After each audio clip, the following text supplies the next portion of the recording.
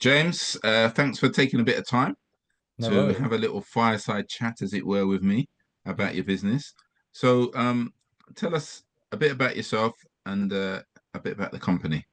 Yeah, for sure. So, my name's James Rowell. I'm the founder and CEO of JR Creative Group. We're a collective of creative studios, and we design and deliver entertainment experiences on land and at sea as well. So, we'll do everything from large-scale, high-profile events, production shows on cruises and resorts abroad, brand activations and experiences. So, basically, in essence, we bring ideas to life for brands, audiences, and clients that want to make people like feel things and make memories and things like that. But the heart of it all is creativity.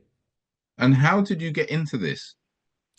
How did I get into it? Well, I'm actually, so my background is that I'm from a circus family. So my dad actually started a circus when I was very, very young, bought a big top and went on the road. So the performance and the creativity has always been in my blood for sure.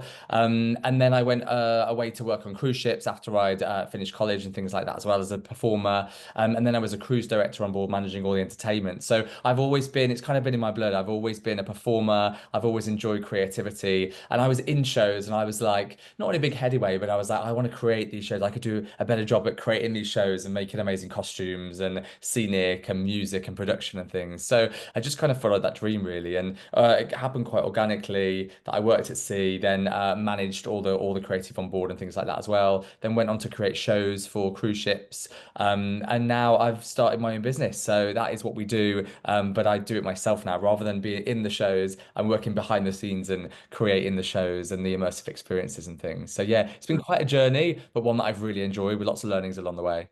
Yeah, it sounds fascinating. So, would you describe yourselves as travelers, or you just got into the circus? No, so we just got into the circus really. So my dad isn't from that background at all. He just had this fascination of circus growing up and had like the circus toys that he used to play with. And he was a very successful marketing manager for theatres. He worked at the Royal Shakespeare Company, he worked at Birmingham Hippodrome, and he just got to a point where just before I was born, he was like, I don't want to work for like a big boss anymore in a big corporate company. I just want to follow my dream and my passion. So it took a massive risk because I was literally just about to be born, found a big top, bought the big top. And it was very much it still is a very much event-based circus. So rather than go on the road with caravans and things like that as well, he goes in the morning, pops at the big top, does three shows, pops it down, and then goes back home again. So he found this niche of like this one day pop-up circus almost, and it's been really successful. He works a lot for like PTA school associations. He's done celebrity parties, race courses, live events, things like that as well. So he found a real gap in the market. So he was very much a businessman that I grew up around as well. So I think I've got that instilled in me, not just the creative side, but also the business side of things as well, and the hustle from my Mm, I love that. It's fantastic. So, what would be a typical customer of yours? typical customer of ours. Well, there's we're made up of three studios. So we've got Lemon Jelly Creative, and that's very like family first entertainment. So in that we work with, again, as I said, cruise ships, resorts abroad, holiday parks in the UK, shopping centres, especially a lot of Christmas. So we do a lot of immersive Christmas experiences, roaming entertainment, things like that. Wonderosity is our luxury events and experiential activation section. So with that, we're talking to kind of big brands, luxury events. We've got a lot of VIP and private clients, celebrity parties, dinners, things like that as well. And then JR Creative is like our creative consultancy and large scale production shows. So again, we work a lot for cruise ships, parks, things like that. And we create like big spectaculars for like live sporting events and things like that as well. So there's three kind of different, very different strands of the business that all kind of have creativity at the heart, but are very much marketed at different clientele. So they're our main kind of customer bases, like cruise lines, global brands, theme parks, shopping centres, and agencies in London as well. So it's really anyone that's looking to stand out with like fresh, bold ideas and creativity. Brilliant. So I thought you said lemon jelly earlier, and I was thinking, did he Yeah. say lemon jelly? Yeah, that's Le- one of the strands. that's a cool name. It's a bit like purple cow, isn't it? It is, isn't People it? You just remember pick a it. color and an object and put it together. Well, the actual reason for lemon jelly was it's a little bit cheesy, but when I was starting the business, I wanted to make people feel, when you're little and you're a kid and you get like a Christmas present and you open it and you get that like shudder of excitement. That is lemon jelly. That we personified it, and we want to Oh, I make kids see. and families feel that feeling. So that is the lemon jelly feeling almost. So our tagline is get that lemon jelly feeling, and that's what we aim to do. Spread that excitement and joy around the world globally to families and children.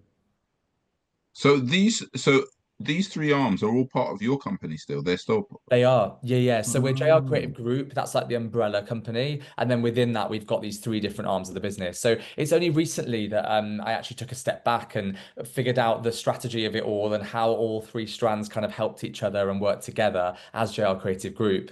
And whether do I merge it all together as one company or how do I do it? I think there's always that struggle of things happening organically and just popping up and happening, and then it takes a minute for you to realize like how they all work and operate individually. But we've kept everything separate because we think that as I said previously, there's so different clientele for each of the strands that they really work individually, but they also help and support each other as one big umbrella company as well. So sometimes, say for example, we'll have like a high profile client come to us and want like a big luxury party, but then later down the line they may also want like a party for their child, or shopping centers might want immersive entertainment for adults for like a big activation, but then they also Mm. at Christmas want something for children and families. So we find that although the three strands operate separately, they really work well together as well and often kind of cross over and lean on each other a little bit.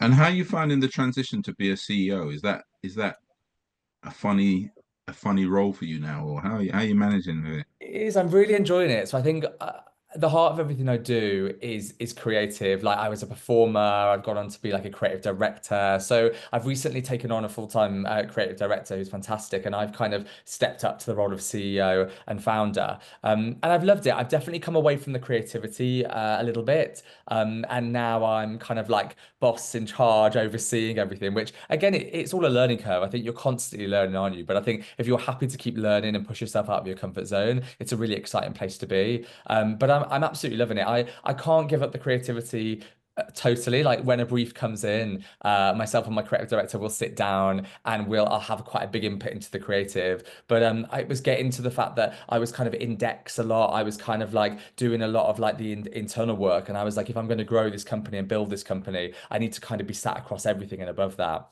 So Yeah. my creative director, she's fantastic and can run with. We'll both have a brainstorm of creative ideas, and then she'll run with it and create the decks and expand the creative concept and things. Whereas I can kind of dip in, give my ideas and creativity, and then kind of take a step back from it and watch it build and grow and trust her with it. So yeah, it's been. As I said, it's been a learning curve. It's been not necessarily somewhere I thought I would go and be. It's just happened quite naturally. But I'm really enjoying it and really embracing it and excited for what's to come for sure. Great stuff. Yeah. How do you compare to competitors? Do you see yourself as unique, or how do you see yourself in Yeah, the market? yeah, I'd say so. So there's a lot of we have got quite a few competitors out there. A lot of the competitors are on a much bigger scale, and it's kind of little bit of a factory, like kind of churning out shows and costumes and things like that. And you see the same thing being quite repetitive. We say that it can be a bit kind of oversaturated the industry of samey kind of events and experiences and things like that as well. And at the moment, everybody's putting this stamp of immersive. They're using the word immersive for everything they do. I went to an immersive experience recently at a bar, and they just handed me a drink over the bar and was like, "That's the immersive experience." And I was like, "No, you're just a bar. That is what you do. It's not immersive." So what we pride ourselves on is we're boutique, we're bespoke. We do immersive and we do it very well. We kind of build worlds that people step into. We build characters, we build narratives, we take people on journeys. So if you're an event, we did one recently that was an Alice in Wonderland event, and we had a garden party with the Queen of Hearts tarts, and all the food was themed to the different characters and animals and things. And then we came out with eat me and drink me cocktails, and depending on whether you did an eat me cocktail or a drink me cocktail, sent you down one of two rabbit holes. And we literally had had people crawling down an Eat Me Rabbit Hole or Drink Me Rabbit Hole to the other side of the party, the indoor section. So we had people leave from that event with so many different memories, and everyone had a unique journey and was chatting to each other at the end, saying, "Did you choose the Eat Me or the Drink Me cocktail? Like, what was down your rabbit hole? Like, did you meet the White Rabbit? Did you see Alice?" So we really like to kind of build these worlds that people step into and take immersive to the next level, kind of what it used to be before it became saturated. So I think that's Mm. what we pride ourselves on is we do immersive, we do entertainment, but we do it very, very well, very, very high quality. And we deal with clients on like a one-on-one basis. I never want the business to become kind of like hugely, hugely global with hundreds of staff. I want it to keep it small, to keep it mighty, and to keep it just really personable and bespoke so that we're in control of the quality of that and the luxury is really there, the premium quality. Mm. It's interesting. I still remember I got a little confession. I'm remarried now, but when I got married the first time, I went to Disney Oh in yeah, how did you find it? Florida. In Yeah, Florida, I thought it was fantastic. yeah, yeah. All the characters that I grew up with that were just walking around and stuff. I was taking It's pictures with amazing. them like a little kid.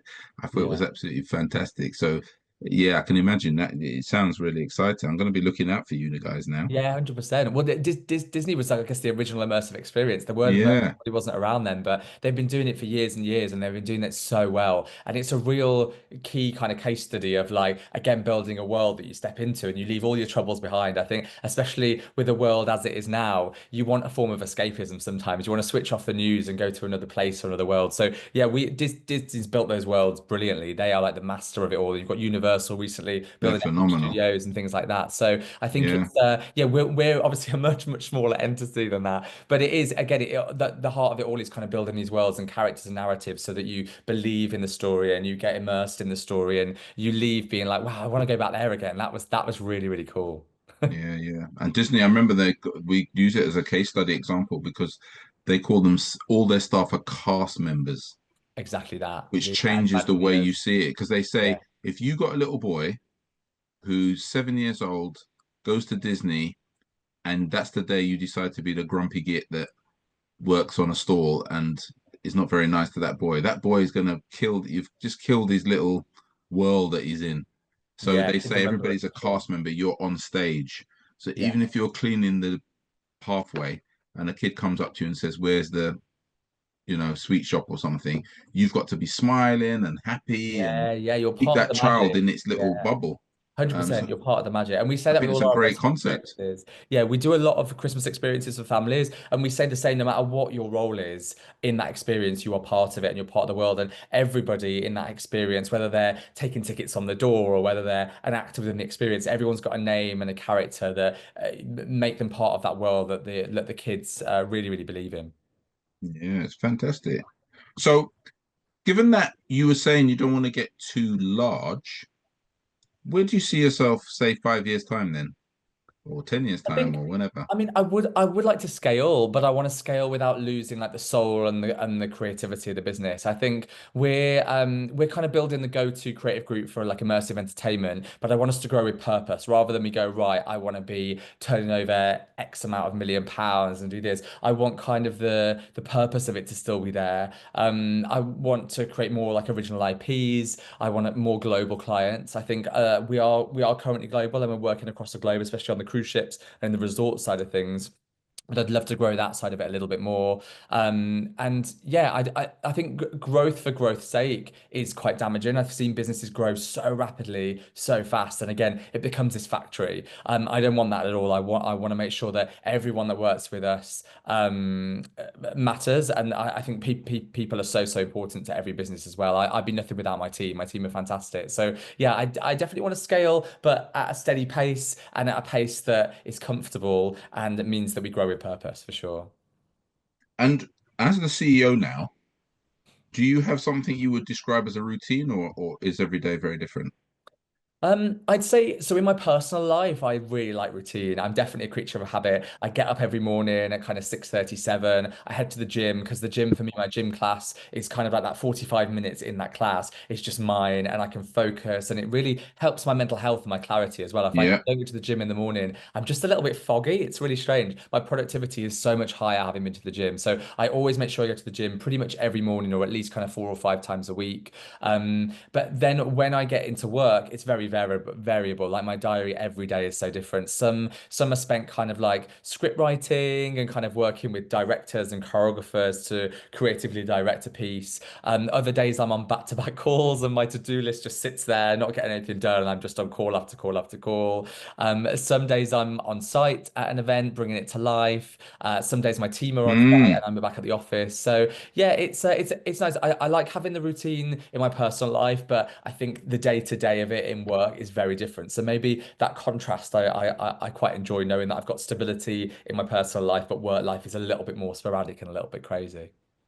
And so, in terms of like your journey, then, so you got, as you said, a bit of the routine in terms of the gym and that, which is, as you said, is a great way to start and everything. But what have you learned about, what sort of lessons have you learned as a CEO? Have you made, or even as a founder, Yeah, yeah. the people say everybody makes mistakes in business. Is there any that you would share that you think you've learned from? 100%. I think what I found, I put a lot of pressure on myself, like back in the day, that like I didn't know what I was doing. I think imposter syndrome is such a massive thing, especially as the founder of your own business for sure. And you see on LinkedIn, you go on LinkedIn, and LinkedIn is such an amazing tool, but you go on and see all your competitors winning massive contracts and doing this and doing that, and you think, why aren't I doing that, or why have I? And you might be, but it's still not good enough for you because you're comparing yourself to other people as well in the industry, and everyone's so different. I think that what I learned as well is everybody's blagging it. Like a lot of people, even in these massive agencies and businesses, like everyone's faking it till they make it. Like no one fully knows what they're doing. So when you realize that, you realize actually I do, and I'm at a point now where I do, again, I don't know everything. I'm always learning, but we work with some really big brands, and I'm like, wow, we really know what we're doing, don't we? We really know what we're doing. Because some people just don't, and that's fine as well. Like we're always learning. It's a constant learning curve. I think that is so important. I think as long as you're open to constantly learning, I feel like the way I've hired my team as well, I don't like being the best person in the room. I've hired a team that are all better than me at something so I can learn from them. So I think that's been super important as well. And I think that the team is everything, as I've said, like I'm nothing without my team, and every member of the team works differently. It's not a cookie cutter thing where it's copy and paste. What works for one person doesn't work for the next in terms of the team that I have, in terms of the companies that we work for and the clients that we have. Like all clients aren't the same. Some clients prefer you to pick up the phone and call them. Some clients are strictly email. Like there's so many different variables in running a business and owning a business that I think it's just all part of the learning curve. And you have to kind of take that on board and realize that it's not a one size fits all approach across the Mm. board. And I think if you get that and you understand that, you'll do well regardless because you're prioritizing people, clients, team, things like that. And also in from learnings, we talked about this earlier, but um, do you listen to podcasts, read books, or where do you get your sort of learnings from?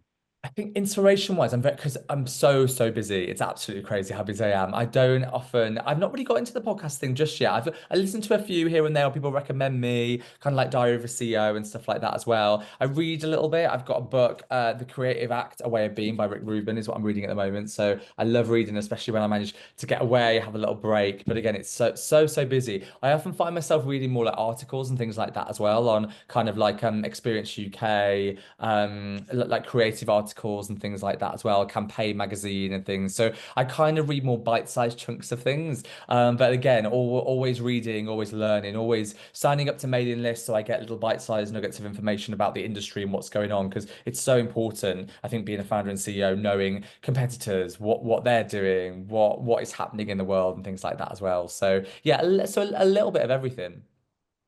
And do you have anybody that you admire, a role model, or people that you admire in the business world?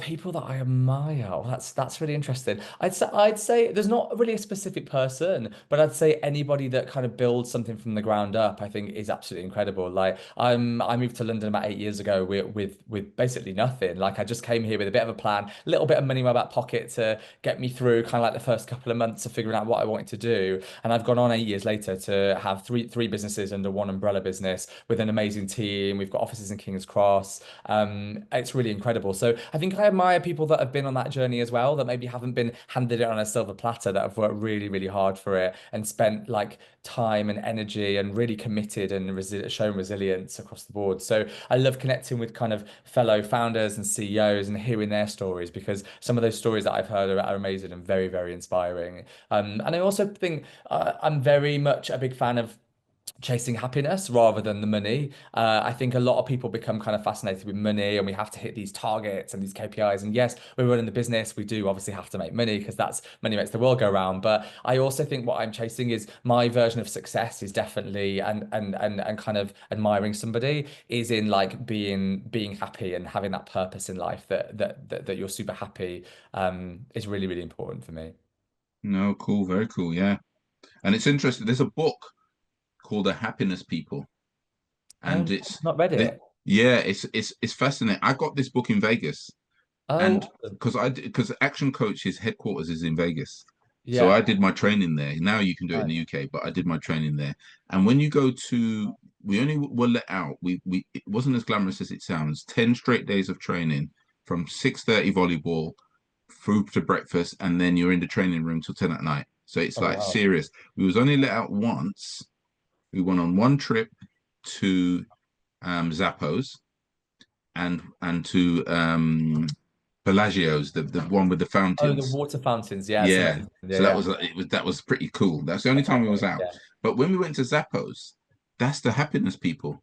Zappos was founded by I think he was a Chinese American. Sadly Mhm. passed away. He's quite young when he passed away. But anyway, he passed away in lockdown, I think. But he founded the company and went from zero to 1 billion in 10 years, selling Wow. shoes online. That is mad.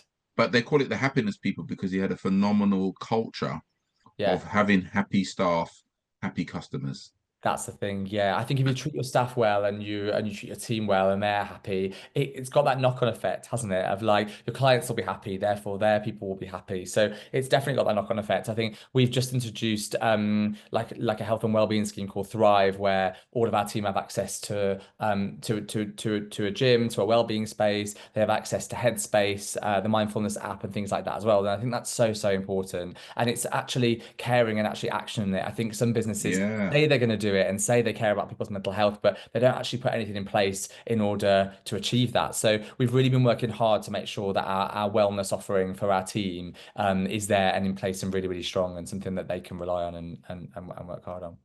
So I was going to ask you about that because one of the biggest challenges, apart from cash, I would say the second biggest challenge that most business owners cause them the most stress, apart from customers sometimes, but forget the customers for a minute, were is staff Yeah. and getting the right people. How have you managed to get the right people? Has that been through trial and error? Has it been just you lucky or I think I've been really lucky. I've been very thorough with our hiring process. I think because when the business is yours and you're the founder, it's like your baby, isn't it? So yeah, I think I always felt like no one is ever going to love and be as enthusiastic about this business as I am, because I'm the founder. But I found some incredible, incredible people and team members that really do love the business and are here for it, and kind of like the biggest ambassador of the business, and they absolutely love it, which is amazing. So I've been really, really lucky.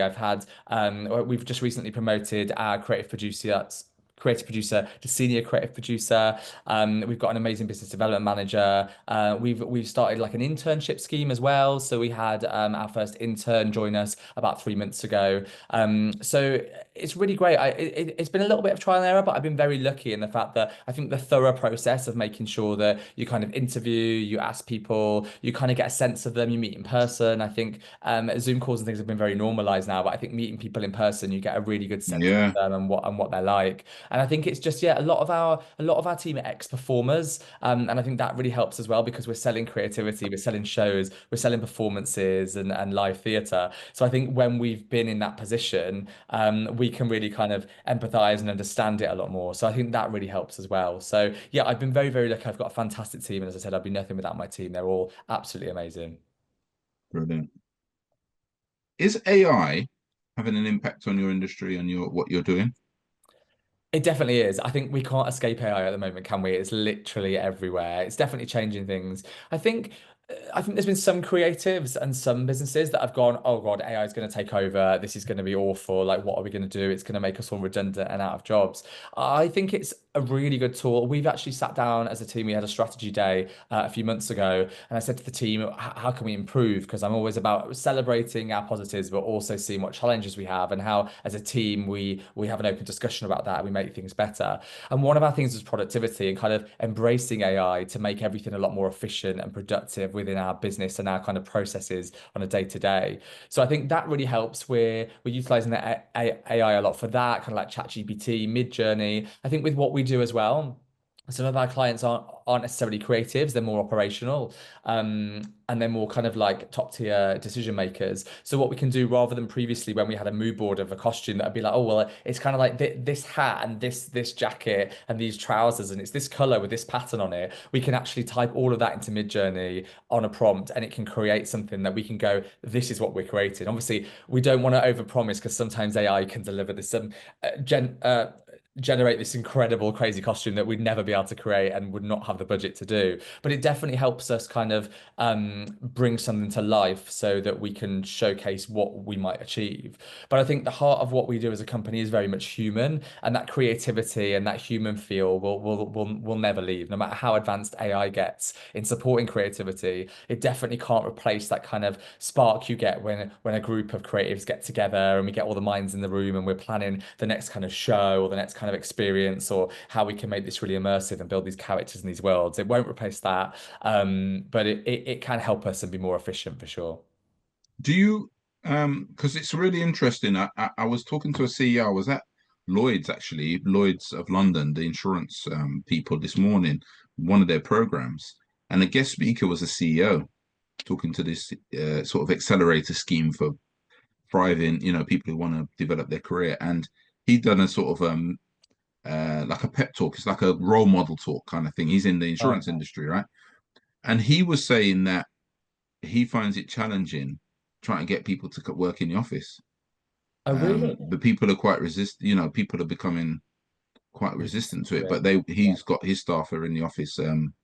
They're pushing it more and more now, like 4 days a Yeah, week and stuff like that. And yeah, it's interesting. how do you find that? Because some people say, "Oh no, we can work from home Yeah, as yeah. creative." Other people say no, but the creative ideas is much more if you're together. Yeah, I How tend do to you find agree. that challenge? I think after COVID, I think one positive of COVID, although it was awful experience, like one positive to come out of it is that there is a lot more flexibility in working. I say to my team, so we've got an amazing office in King's Cross that we just moved into called the Jellicoe, and it's fantastic. Again, there's like indoor gardens and meditative spaces, and there's like a big rooftop where you can go out on the balcony and things. So we've actually got a place that we really love to work in, which is I think a really good starting point. But we're very much based on, I'm very much based everything on productivity. So we're currently in the office Monday, Tuesday, and Thursday. So we do 3 days in the office, 2 days at home on Wednesday and Friday. And that's working really, really well, to be honest. I think what I've said to the guys is that obviously if we have a big client come in or we've got like a creative meeting, we'll be in the office, we'll hire out a meeting room. But I think that flexible way of working is brilliant. And I also think on a productivity basis, I say to the team, like, if you've got an appointment you need to go to, or you've got this within work hours, go and do it. Like, I'm not going to stop you from doing it. But as long as you meet those deadlines, and as long as if we've said we're going to get this to the client on a Friday or a Monday, that is met, then I don't mind. I think definitely in the creative world, you can't switch creativity on and off. I think it kind of, you just have a creative flurry and you get an idea or something. It might be 10 p.m. at night or it might be 7 in the morning. And if we've said, oh, you're working 9 till 5, that is it,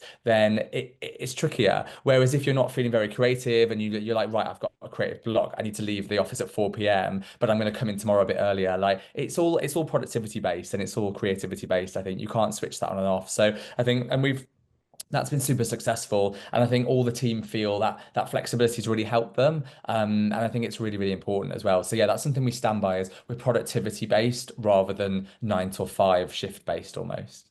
How do you measure that? Do you have KPIs or some other metrics? How do you Yeah, we know do. We what have your KPIs, we productivity have is? targets. We do kind of like a quarterly target setting, like a revenue setting system.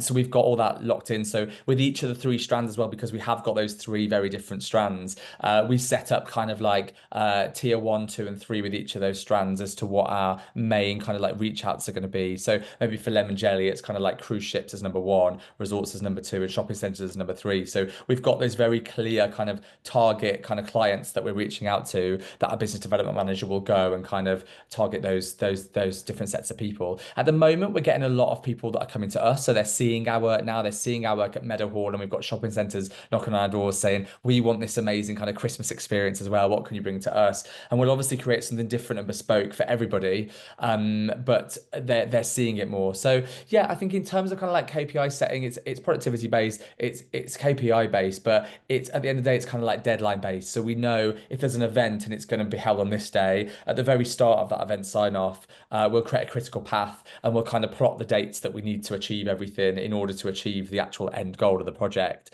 And as long as those dates are met from the client side and from our side, I'm kind of happy, and we can kind of work it around the other projects. At the moment, we've got so many projects that we're juggling. We kind of have our eye on all of those different project timelines to make sure that we're actually delivering all those different elements, because so much goes into an event or an immersive experience that you really have to keep an eye on it. But as long as we're hitting those target dates and the client are happy, I'm happy. Very cool, very cool. So we're coming to the end now, but I've got a couple of questions. If I gave you £100 million to invest in business, what would you do with it? Wow, that's a lot of money. A I lot of think money. so. I probably invest in building like a high quality immersive IP that can tour globally. I think the immersive world is, as I said, getting very saturated. I'd want to put some money into creating something really, really incredible that could tour around the world. That is true immersion. It kind of let the likes of kind of like Punch Drunk and Yumi Bum Bum Train really work on that with an amazing team where kind of money is no object and we can just throw everything at it. Because typically immersive isn't always commercially viable. Like it's really, really tricky to make it work, especially when you want more intimate, smaller groups and things like that as well. So having that money would be incredible because money almost wouldn't be an object, as it were. Um, I'd also love to open kind of like a creative hub, like an R&D space, a part studio, part training area where you can kind of like develop the next generation of creative talent, invite them in, do workshops and things like that as well. Because I'm very aware that like I've got my creative ideas, but there's so many young people out there that are kind of coming up through the ranks that will be the future of tomorrow. And they're going to be the next people that kind of create immersive events and live productions and theatre. So we need to be inspiring them. We need to be training them. We need to be kind of utilizing their ideas and involving them in these projects. So yeah, I think that's the two. I take 50 and do an immersive IP and travel it globally, and then I take 50 and develop this sort of amazing R&D hub for creatives and like immersive theatre makers in London. Brilliant. And then final question really is people listening, a lot of them will be interested in business or they probably have a business. Is there a few tips you would give to say, this is what I've learned about business. If you don't have this in place, then it's a problem. What would your few tips be? I'd say, again, really, really good question. I'd say start with why. I know a lot of people say it, but like when I recently brought my creative director in, she's always saying like, why are we doing this? What are we doing it for? How are we doing it? Where are we doing it? But we always start with why. And whenever we're pitching something to a client, we'll come up with an incredible creative idea, but we'll always circle back to why. Why are we doing it? Why is it amazing? Why is it creative? What is it going to achieve? So I think that's really important. It keeps you grounded and makes you think about why we're doing it the whole time. Even when you're building a business, like go back to why. Why are we doing this? What's the end goal? What is the reason for this? What is the purpose? Um, Another one, I know we touched on it quite a lot. It's just the team, like your team, people are everything. Like your team is your biggest asset. So build a team of like-minded people that love what you do and believe in you, but also that are better than you at things, as we said. Like, don't be the smartest person in the room. Be the most curious. Be the most intrigued. Be the person that wants to learn from your team. And another thing I'd say is, I'm really bad for this. I'm very like I strive for everything to be perfect and everything to be all brilliant in place. I think because we work in like the luxury kind of market and things like that, and everything we do, even the children and family stuff we do, we see a lot of kids and family stuff out there that hasn't got a lot of budget to it, or is just like a bit rubbish, and the costumes are a bit naff and things like that. I think that quality to me is everything, but also in that journey to the quality, don't wait for it to be perfect. Like do it, learn about it, like just jump on it, do it and make it and polish it as you go, and strive to be the best, but understand that that's not going to happen straight away. You have to kind of grow through the ranks, and it's a journey. It's all a journey. And I think the last thing is just never stop learning. Like never think you've learned everything, because no matter how old you are or how successful you are in business, like there's always things to learn out there, and always like read and learn more and surround yourself with people that inspire you and that you can learn from. Fantastic. When you mentioned that, there's something came to mind when you talked about costumes and all that stuff. As a little boy, I still remember the Planet of the Apes, Oh, and amazing. they were at Selfridges. My mom used to take me to Selfridges every year. If you think of immersive, that was Yeah. immersive It in was, yeah. Immersive's its been around for years and years and years. yeah. Haven't It coined it just as wasn't immersive. using that language. But Yeah. every year, my mom would take us to Selfridges, to Santa's Grotto or whatever it was, Nice. and it would always have some kind of themed something. Yeah. And I have the pic. I don't know where the picture is, but we have it somewhere where my sisters have the picture with the Planet of the Apes characters, Oh, amazing. but I'm not in it Oh, you're not. Oh, you because I missed was out on too the photo scared. op. I was too scared of Urko, because as a little boy, to me, It's it was overwhelming, isn't Urko. it? And I Yeah. wouldn't take a picture with him because I was too scared of him, because he was always the wicked one, the one that was, Mm. horrible to people. So I was a little boy, I was terrified of him. So I wouldn't take the picture. So I've never got that. I'm not in the picture. And but funny, I still remember it though. Still remember that moment. Yeah, I it is. still They're remember powerful it. moments, aren't they? They're really powerful moments for I sure. was I think terrified of bringing that. that to life, I think when kids see stuff on TV and things like that as well, it comes back to IPs. It's like when they see that on TV, but then they see it in real life, it's just amazing. It's the most overwhelming experience because to them it is real. It might be a mascot character or like a costume character, but to them it's real. They've seen it on telly and now it's there in front of them. Like it is, it's Yeah. overwhelming, but And it's incredible. I Like, wouldn't I am not even a fan of musicals particularly. But again, as a child, my mom took us to the London Palladium and these places, and we yeah, watched The King and I, and yeah, we yeah. watched My Fair Lady, the original versions. Oh wow, that's amazing. And to this day, I adore those Yeah, films. yeah, it's So if The instilled King within and I all of me. comes on over Christmas, I'm absolutely going to watch it. Yeah, yeah, And My Fair Lady is one of my favorite all-time films, it's and amazing. it's because of the experience as a young boy being fascinated by this. I don't know why it made me so fascinated, because you would say, why would a young person particularly like King and I? It's quite an adult theme to it, but Yeah, for some reason I just loved it, yeah, and I've yeah. always loved it, and so I constantly I've watched The King and I don't know how many times I've watched it, but That's amazing. I But just it keep just shows watching you as it. well if you get taken to something that is like immersive and that is entertaining and theatrical as a young kid, it really does stay with you. It really, really does, which is Stays with what me forever. lemon jelly is so important because it's creating that lemon jelly feeling that you'll remember for years and years and years to come, no matter how old you are. We're making those memories and creating those memories for families and children. So Yeah, so I suppose important. it's like a kid going to a football match or something. You get so Yeah, exactly. excited Yeah. that it's You like remember that first experience of you it. remember it forever, and it's Yeah, you kind of do. like gets the bug. Yeah. So, James, I could talk to you forever. I have to say thank you. It's Thank you. amazing, the whole the circus and the whole how you got into it. Amazing. So, just so I want to say thank you very much for taking time out to have a little chat with me.